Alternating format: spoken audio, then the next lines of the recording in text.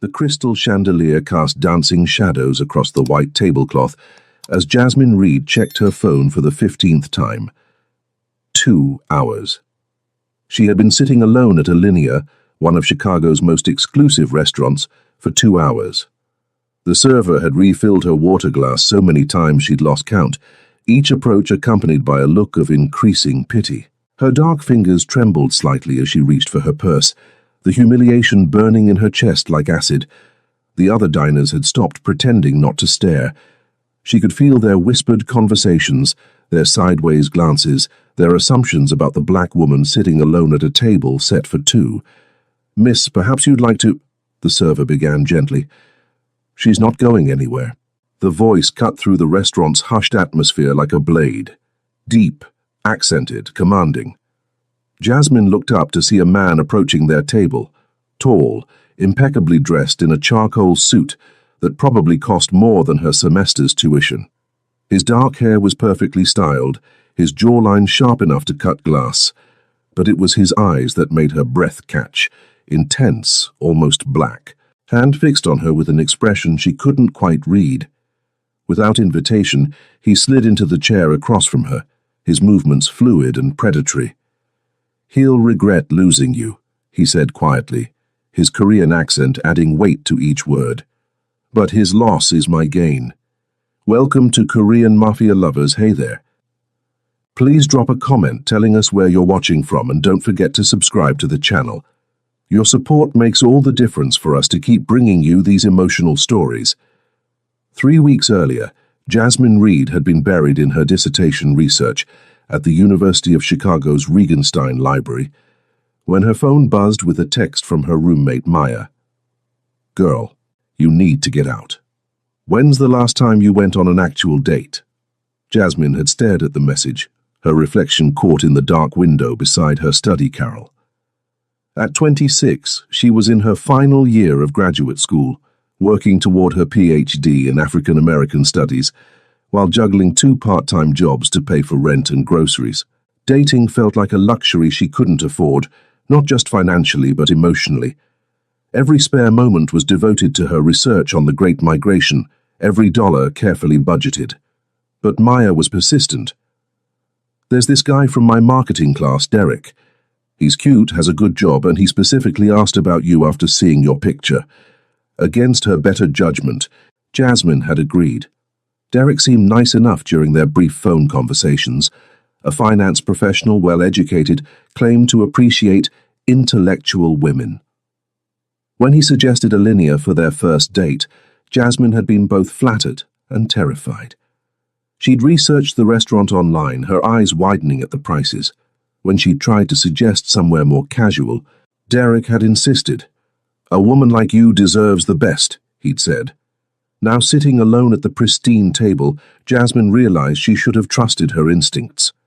The dress she'd bought specifically for this occasion, a simple black number that had cost her a week's grocery budget, felt like a costume. She didn't belong here among Chicago's elite, pretending to be someone she wasn't. Her phone buzzed. Finally, a message from Derek. "Sorry, something came up with work. Rain check?" That was it. No explanation, no real apology. Just dismissal. Jasmine closed her eyes, fighting back tears of humiliation and rage. She'd spent money she didn't have, rearranged her entire schedule, and for what? To be treated like she was disposable. "Excuse me, miss?" The server appeared again, his expression carefully neutral. "Would you like me to bring the check for your drinks?" Before Jasmine could respond, a shadow fell across their table. She looked up to see a man standing there, not Derek, but someone entirely different. He was tall, probably in his early 30s, with the kind of presence that made the entire restaurant seem to pause. His suit was clearly custom-made, his dark hair styled with precision, and his features were unmistakably Korean. But it was his eyes that caught her attention, dark, intense, and currently fixed on her with an expression that made her pulse quicken. "Is this seat taken?" he asked, his voice carrying a slight accent that made each word sound deliberate and important. Jasmine blinked, confused. I'm sorry, but I'm waiting for someone. The man's lips curved into something that wasn't quite a smile. No, you're not. He pulled out the chair across from her and sat down without waiting for permission. Your date left you here alone, didn't he? Heat flooded Jasmine's cheeks. How did you... I've been watching. His eyes never left her face. I saw you check your phone, saw the exact moment you realized he wasn't coming, and I saw the way you held your head high despite the humiliation. Jasmine's first instinct was to leave, to escape this stranger's uncomfortably accurate observations. But something in his tone stopped her. Not pity, but something else. Respect, maybe. I don't know who you are, she said carefully, but this really isn't any of your business. You're right, it isn't. He signaled the server with a subtle gesture, but I'm making it my business. Samuel O., he said, extending his hand across the table. And you are? Confused, Jasmine replied, though she found herself shaking his hand. His grip was firm, warm, and sent an unexpected jolt through her system, and wondering why a complete stranger is inserting himself into my evening. Samuel's smile became more genuine. Because no woman should be left alone at a table like this, because whoever stood you up is an idiot, and because... He paused, studying her face with an intensity that made her feel exposed. Because something tells me you're worth knowing. The server appeared at Samuel's elbow as if summoned by magic. Mr. O, your usual table is ready if you'd prefer.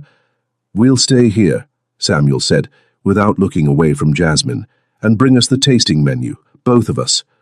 Wait, Jasmine protested. I can't afford to have you're not paying. Samuel's tone brooked no argument. Consider it compensation for having your evening ruined by an idiot. Jasmine stared at him, trying to process what was happening. This man, Samuel, clearly had money, influence, the kind of presence that made servers appear instantly and other diners glance over with curiosity and what looked like respect, or maybe fear. I don't accept charity, she said firmly. Good. Neither do I. Samuel leaned back in his chair, completely at ease. This isn't charity. This is me being selfish. I want to have dinner with you, and I suspect you haven't eaten anything substantial today. He was right, and Jasmine hated that he'd noticed. She'd been too nervous about the date to eat lunch, and breakfast had been coffee and a granola bar between classes. Why? She asked. Why do you want to have dinner with me? You don't know anything about me. Samuel was quiet for a moment, his dark eyes studying her face. I know you're a graduate student at U of C. I know you work at least 2 jobs to pay your way through school. I know you spent money you probably couldn't spare on that dress because you wanted to make a good impression. I know you've been sitting here for over an hour, and instead of leaving in tears or making a scene, you held your dignity intact. His voice softened slightly. I know you're stronger than you realize, and more beautiful than you believe. Jasmine felt her breath catch. How could you possibly know all that? Because I've been watching you for 3 weeks. The admission should have terrified her. Instead, it sent a strange thrill through her chest. That's stalking. That's interest. Samuel's expression didn't change. You work at the campus bookstore on Tuesday and Thursday afternoons. You tutor undergraduates in the library on weekends. You take the Red Line to a second job downtown, something in an office building, though I haven't determined exactly what. You live in a shared apartment in Hyde Park. You drink your coffee black because you can't afford cream, and you haven't bought yourself anything that wasn't absolutely necessary in months. Jasmine's heart was racing now, though whether from fear or something else entirely she couldn't say. You have been stalking me. I've been trying to figure out how to approach you, Samuel corrected. You're not exactly accessible. Between school, work, and studying, you barely come up for air. Tonight seemed like fate. Fate? Jasmine laughed, but there was no humor in it. My date abandoning me is fate. His loss creating my opportunity, yes. Samuel's eyes never wavered from hers. Absolutely. The server appeared with wine, expensive wine that Jasmine recognized from her research into the restaurant. Samuel tasted it nodded approval, and watched as both their glasses were filled. "I should leave," Jasmine said, though she made no move to stand. "You should stay." Samuel lifted his glass. "To second chances and better company." Despite every rational thought in her head, Jasmine found herself lifting her own glass. To confusion and curiosity. Their glasses touched with a soft chime, and Jasmine realized that whatever was happening here, whatever this strange, intense man wanted from her, her quiet, predictable life was about to change completely. And for the first time in months, she wasn't entirely sure she minded. The tasting menu at Alinea was unlike anything Jasmine had ever experienced.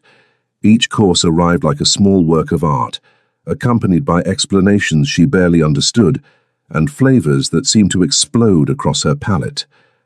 But it wasn't the food that held her attention. It was Samuel. He ate with the same precision he seemed to apply to everything else, asking her questions between courses that revealed an intelligence that matched his obvious wealth. He knew about her research, had apparently looked up her published papers, and discussed the Great Migration with the kind of insight that suggested he'd actually read them.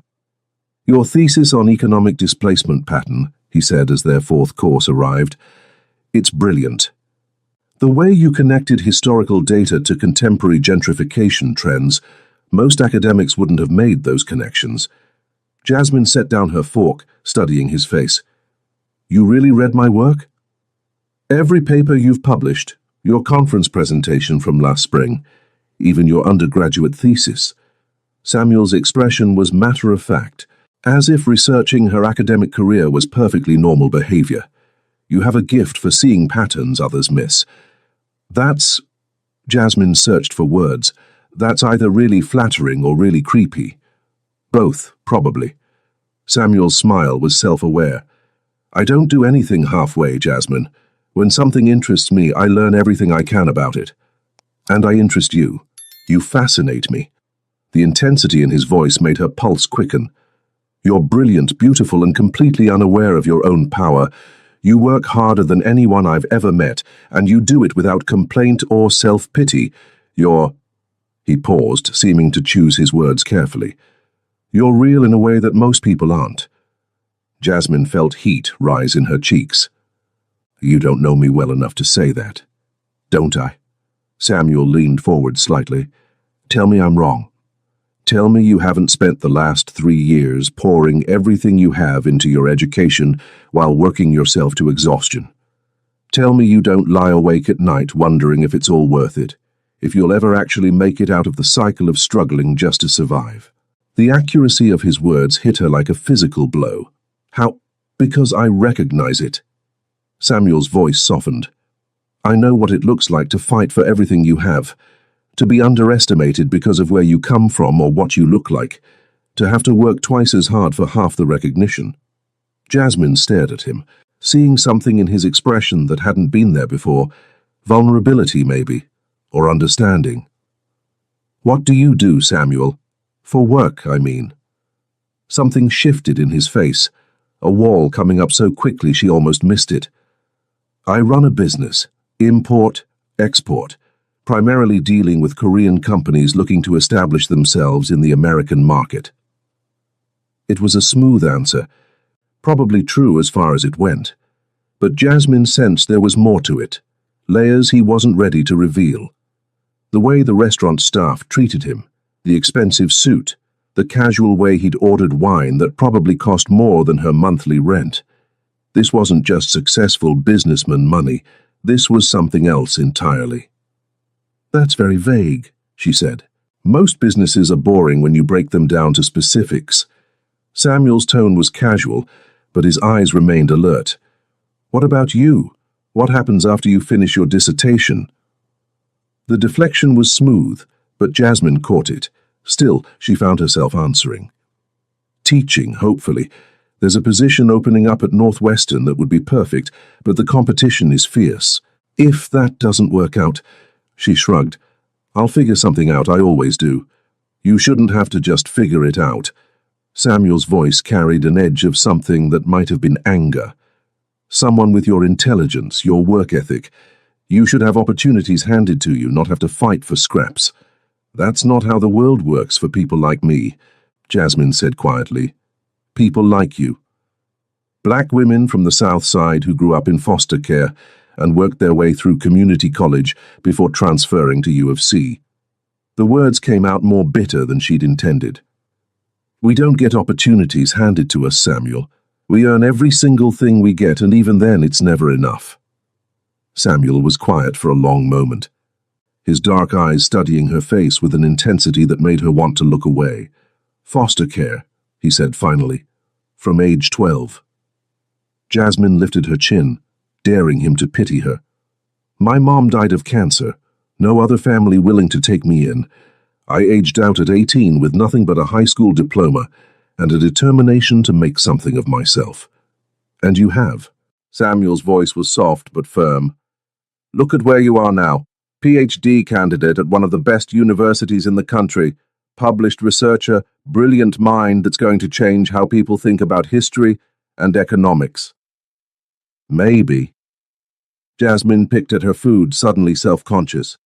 If I can finish my dissertation, if I can find funding for next semester, if I can land a job that pays enough to start paying back my student loans. A lot of ifs. Story of my life. Samuel reached across the table, his fingers brushing hers where they rested beside her wine glass. The contact was brief, but it sent electricity shooting up her arm. What if I told you some of those ifs didn't have to be uncertainties? Jasmine pulled her hand back. Alarm bells going off in her head. What do you mean? I mean, I have connections, resources. I could make some calls, open some doors. No. Jasmine's voice was sharp. Absolutely not. Samuel's eyebrows rose. You haven't even heard what I'm offering. I don't need to. Jasmine set down her napkin, her body tense. I've worked too hard to get where I am to have someone swoop in and hand me things I haven't earned. I don't care how much money you have or how many connections you think you can leverage. I make my own way. Instead of looking offended, Samuel smiled, a real smile that transformed his entire face. There it is. There what is? The fire I've been watching for 3 weeks.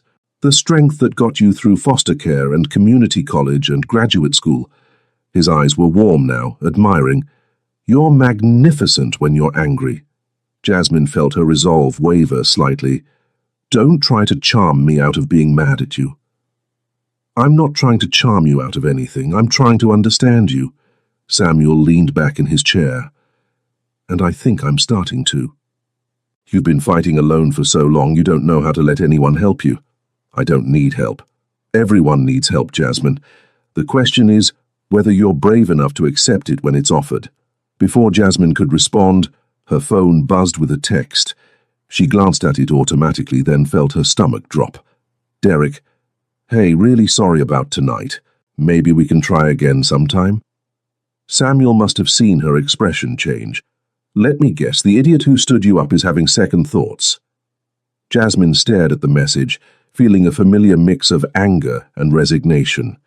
This was her life. Men who saw her as an option, not a priority. Men who assumed she'd be grateful for their attention whenever they decided to offer it.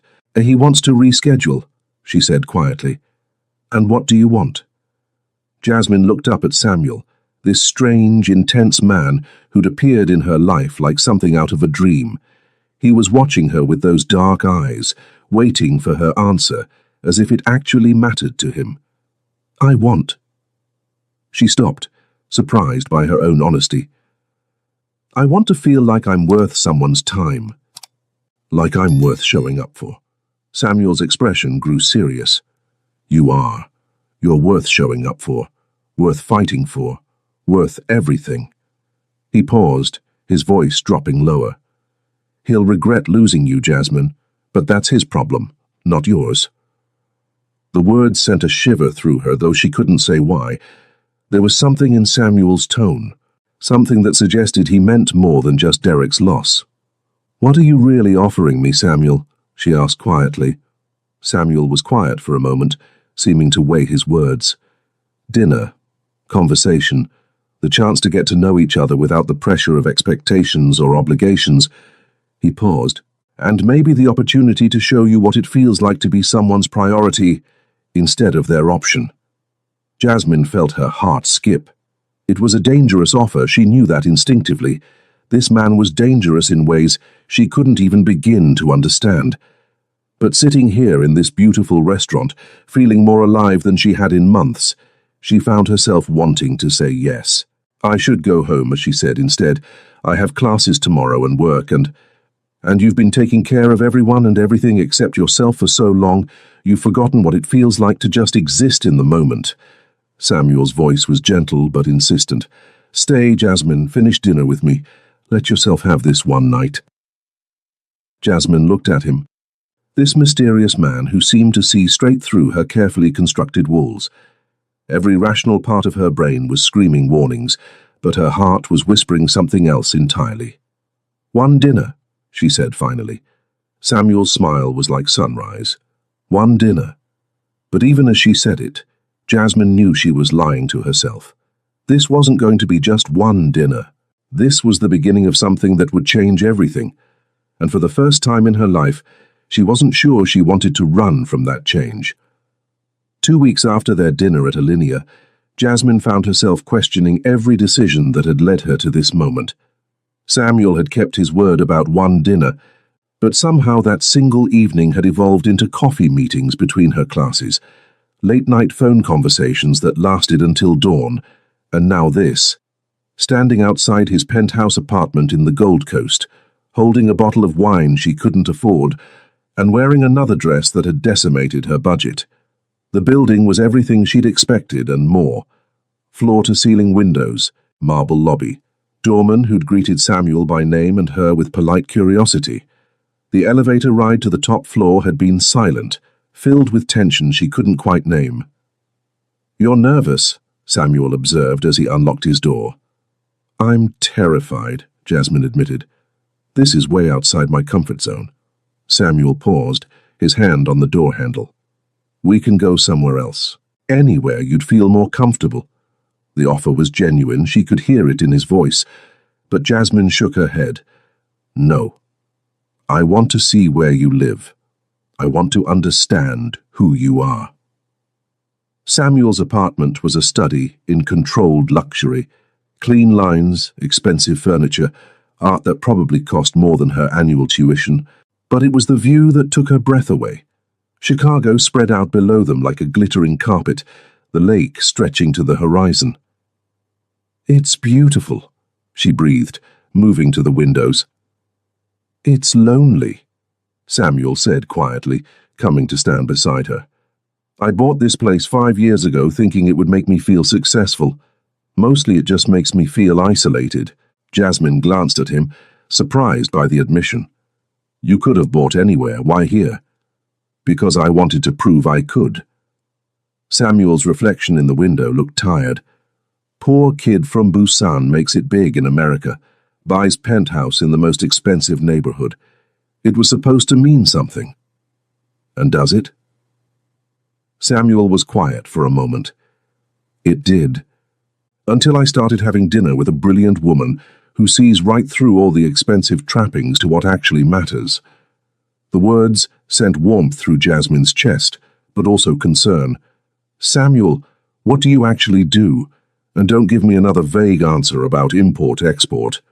Samuel moved away from the window, his posture suddenly tense. "Why does it matter?" "Because I'm starting to care about you, and I need to know what I'm getting into." Jasmine turned to face him fully. "The way people treat you, the money, the connections. This isn't just successful businessman stuff. This is something else." "You're right." Samuel poured himself a drink from a crystal decanter, his movements precise but agitated. "It is something else." "Then tell me." Samuel was quiet for so long that Jasmine thought he might not answer. When he finally spoke, his voice was carefully controlled. "My family has business interests.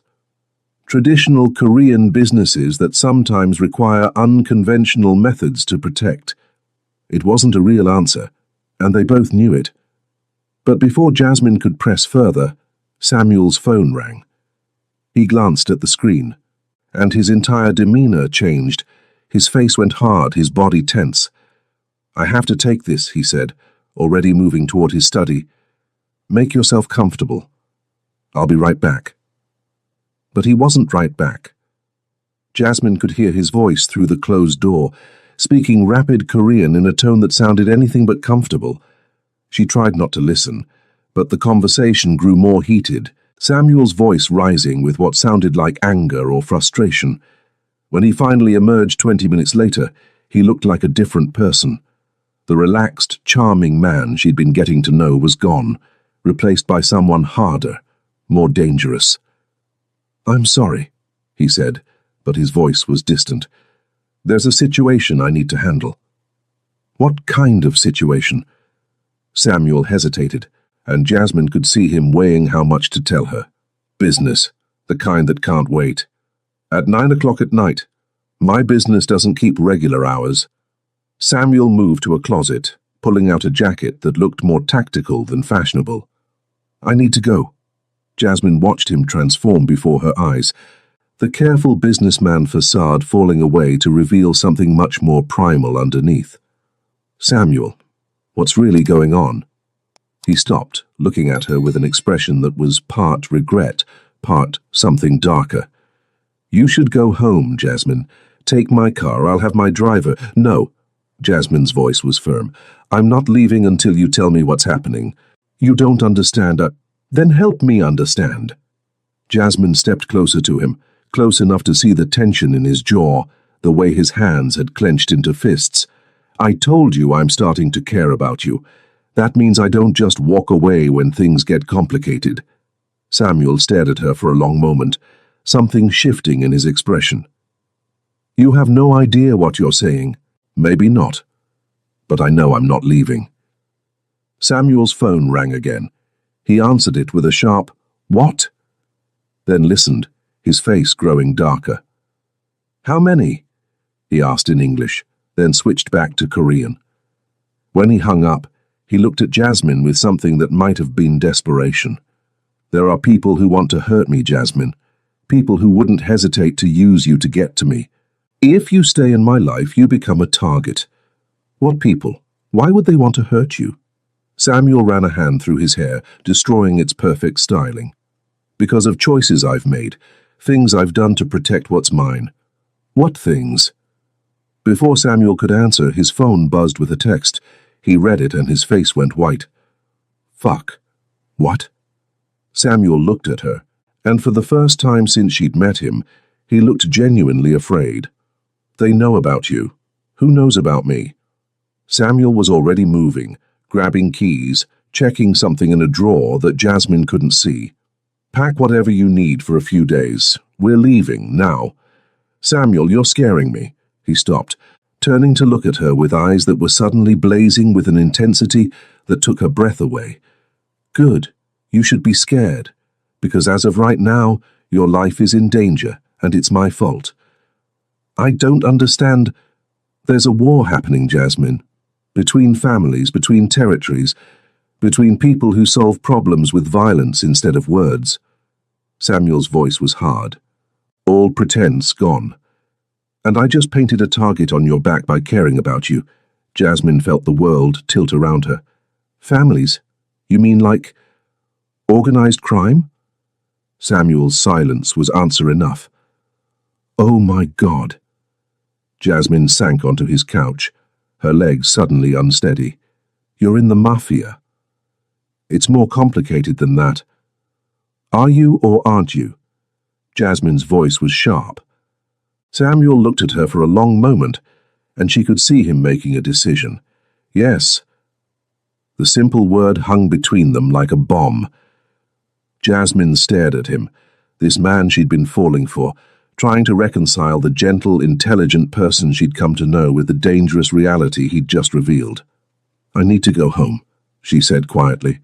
"You can't. It's not safe." "Then where am I supposed to go?" Samuel's expression softened slightly. "With me. I can protect you, but only if you stay close." Jasmine laughed, but there was no humor in it. "Protect me from what? From who?" "From people who think hurting you will hurt me." Samuel's voice was quiet but firm. And they're right. It would. The admission hung between them, heavy with implications Jasmine wasn't ready to process. This is insane. I know. I should call the police. They can't help you. Not with this. Jasmine looked at him, this beautiful, dangerous man who'd somehow become important to her in just 2 weeks. What have you gotten me into, Samuel? Something I should have stayed away from. Samuel's voice was rough with regret. But I couldn't.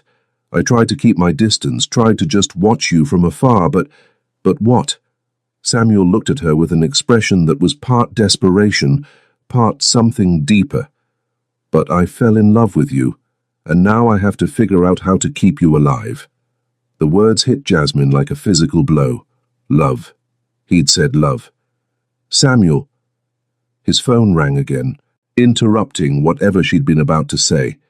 This time when he answered, his voice was cold, deadly. If you touch her, I will burn your entire operation to the ground. Jasmine felt ice form in her stomach. Someone was threatening her.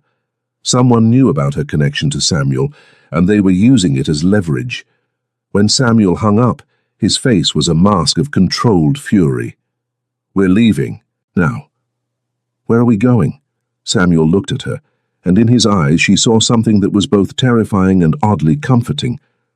Somewhere I can keep you safe while I handle this. Handle it how? Samuel's smile was sharp, predatory. The only way I know how. As they left his penthouse, Jasmine realized that her quiet, predictable life was officially over. She was in love with a Korean Mafia boss.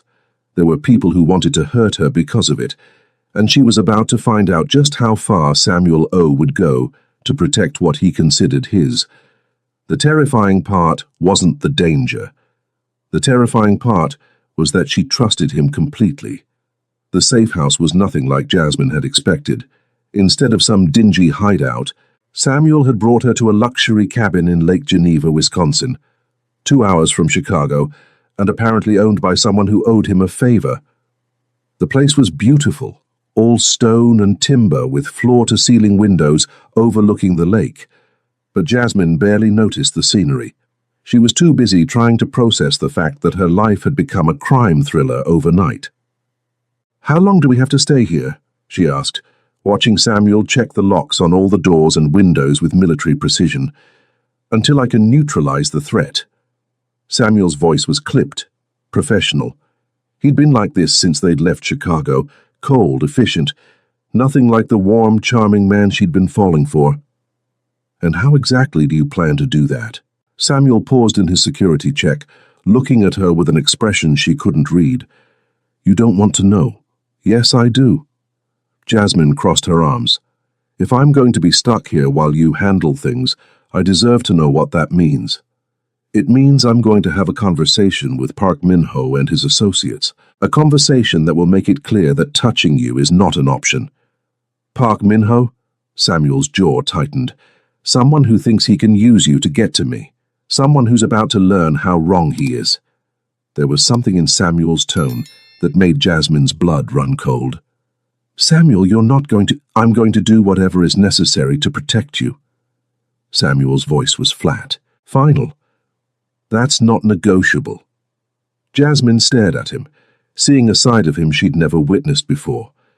This wasn't the gentle man who'd listened to her talk about her research, or the one who'd held her hand during their late-night phone conversations.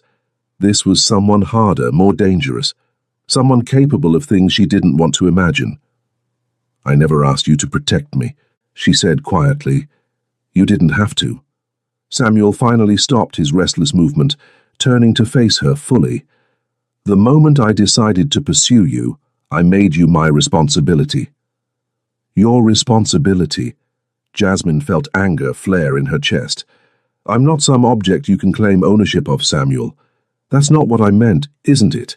Jasmine stepped closer to him, her voice rising. "You've been watching me for weeks without my knowledge. You've inserted yourself into my life, and now you're making decisions about my safety without consulting me. How is that not treating me like property?" Samuel's eyes flashed with something dangerous.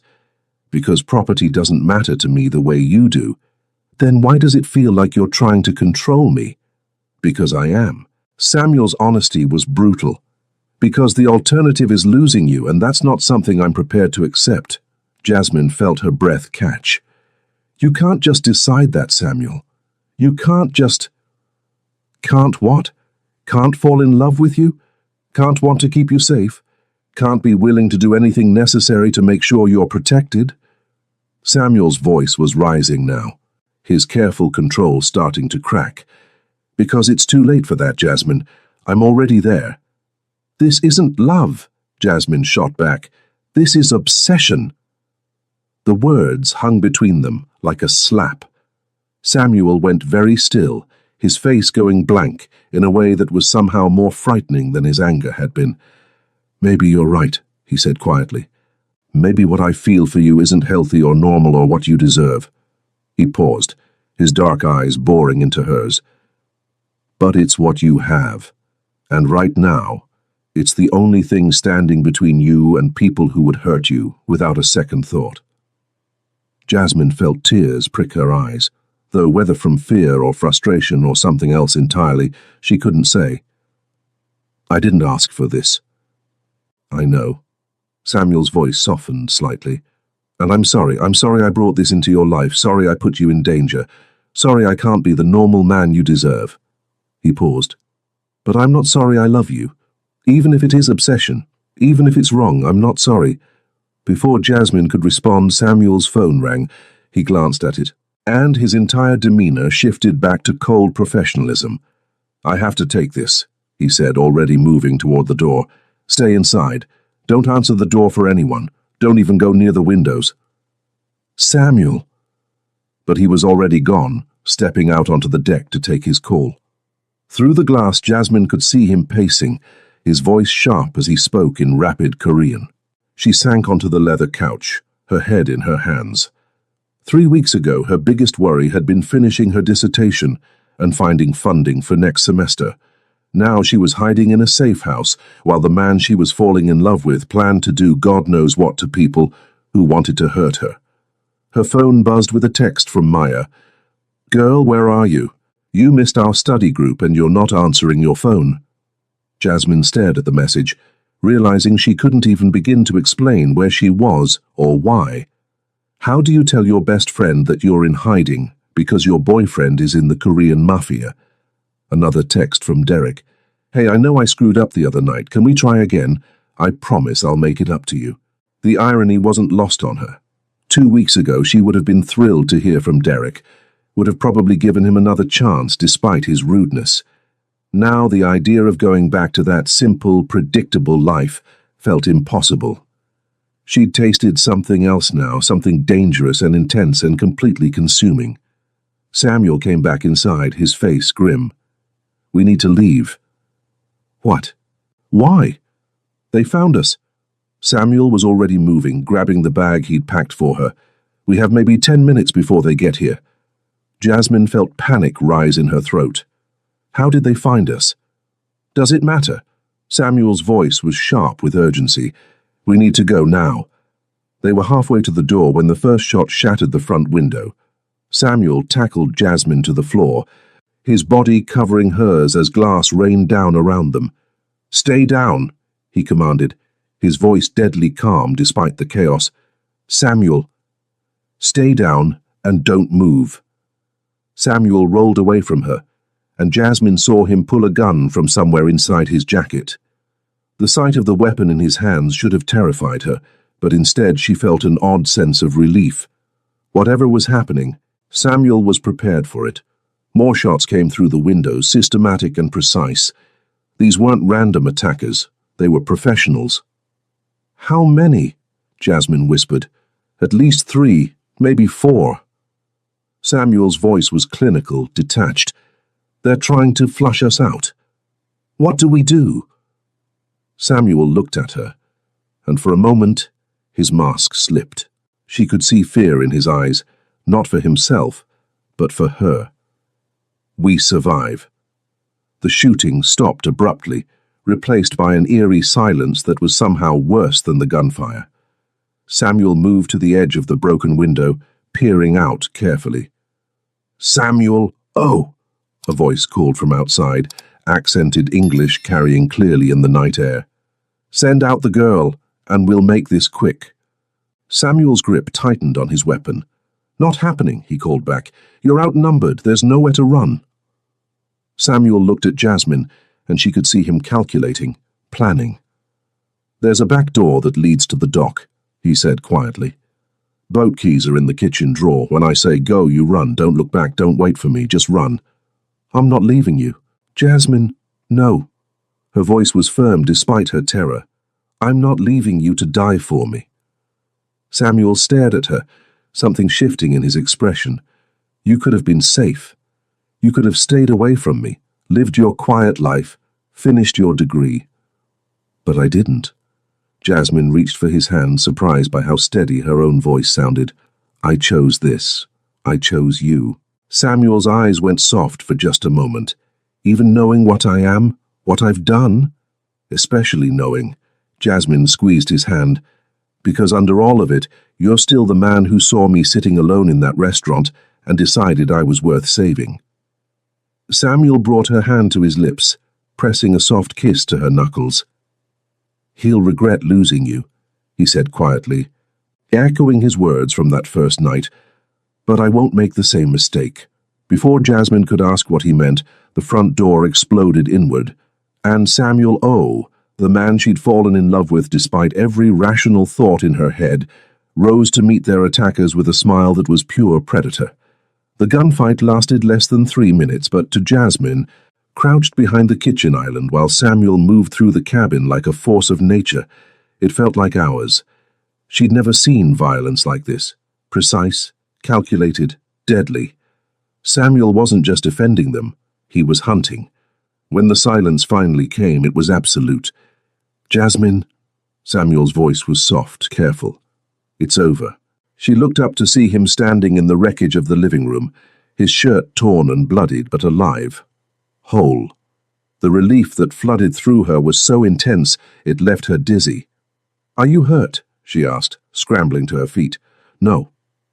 Samuel's eyes were scanning her face, her body, checking for injuries. "Are you?" "I'm fine." Jasmine looked around at the destruction. Broken glass, splintered wood, things she didn't want to identify. "Are they dead?" Samuel's voice was matter-of-fact. "All of them." Jasmine should have been horrified, should have been terrified of the man who could kill 4 people without breaking a sweat. Instead, all she felt was gratitude. He'd kept her safe. Whatever it had cost him, whatever it meant about who he was, he'd protected her. "We need to leave," Samuel said, already moving toward the back door. "More will come." "Where are we going?" Samuel paused, looking at her with an expression she couldn't read. "Somewhere this ends. Tonight." The boat ride across Lake Geneva was silent, except for the engine and the wind. Samuel piloted them toward the Wisconsin shore, with the same deadly precision he'd shown during the fight, his face set in hard lines.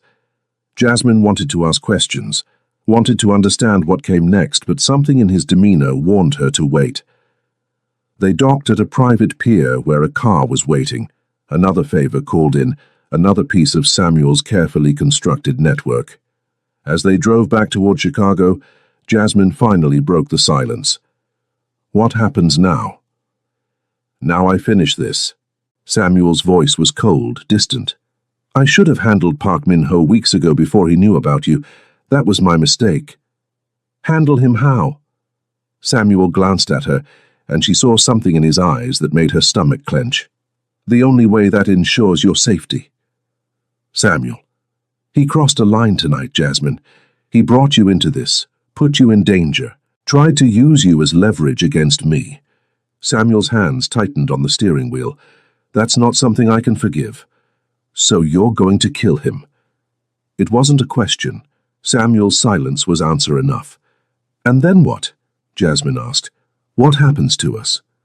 Samuel was quiet for so long she thought he might not answer. When he finally spoke, his voice was rough with something that might have been regret.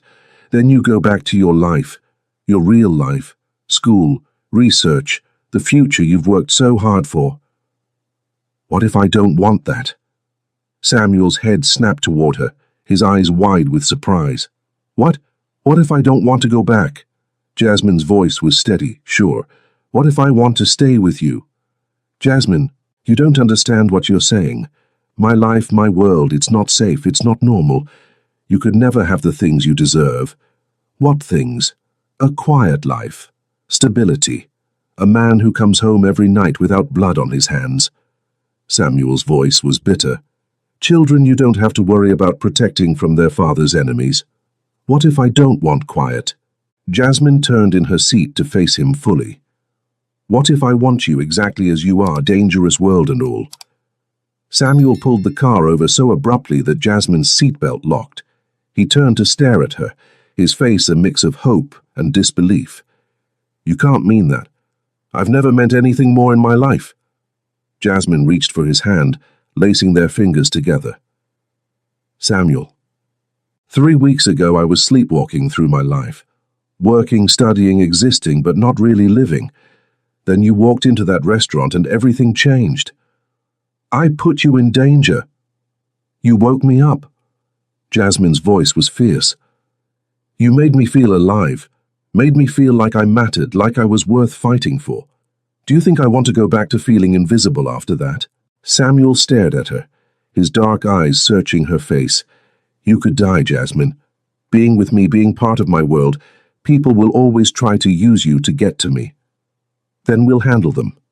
Together. Together. Samuel repeated the word like he was testing how it sounded. You want to be part of this, really part of it. I want to be part of you. Jasmine brought his hand to her lips, pressing a soft kiss to his knuckles. All of you. The businessman, the protector, the dangerous man who kills to keep me safe. I want all of it. Samuel's control finally cracked. He pulled her across the center console, his mouth finding hers in a kiss that was desperate, claiming full of all the words they hadn't said. When they finally broke apart, both were breathing hard.